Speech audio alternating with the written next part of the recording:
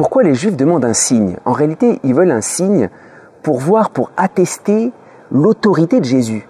Par quelle autorité est-ce que Jésus fait cela? Parce qu'en réalité, Jésus n'est pas prêtre. Il n'est pas de la tribu de Lévi.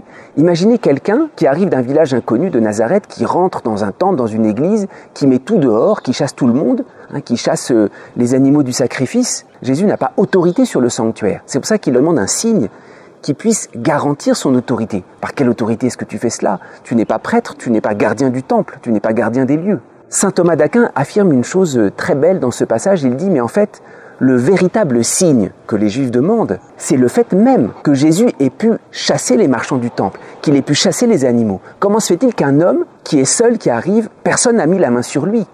Ça fait penser un petit peu à ce passage de la Passion, quand on veut arrêter Jésus, les gardes reculent à terre et ils tombent. Il y a quelque chose de cela qui s'est passé. Il y a une espèce de force, d'autorité naturelle qui sort de la colère de Jésus, qui sort de Jésus lui-même, qui lui a permis de chasser les marchands du temple. Et en fait, il y a un véritable signe. Comment ça se fait que Jésus peut faire tout cela sans que personne ne l'arrête? Il y a quelque chose d'important. Les Juifs vont constamment, tout au long de la vie de Jésus, lui demander un signe. Mais en fait, le véritable signe, il n'est pas extérieur à Jésus.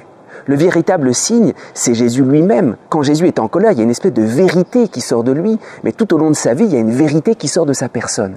C'est très important si on veut avoir un signe qui nous garantisse l'autorité de Jésus. Il ne faut pas le chercher en dehors de Jésus lui-même. Il faut rencontrer Jésus. Et de l'intérieur de cette rencontre, il y a quelque chose qui s'impose. Son témoignage est vrai, il y a une vérité qui sort. Ne cherchons pas une garantie du mystère de Jésus dans notre vie en dehors de Jésus lui-même. C'est surtout à la croix, quand on contemple Jésus crucifié, Jésus vulnérable, Jésus qui nous cherche, ça parle de lui-même. C'est une grande invitation à ne pas chercher un signe à l'extérieur, mais à rencontrer Jésus lui-même, qui est tellement vrai dans sa présence, dans sa parole, dans sa miséricorde pour nous.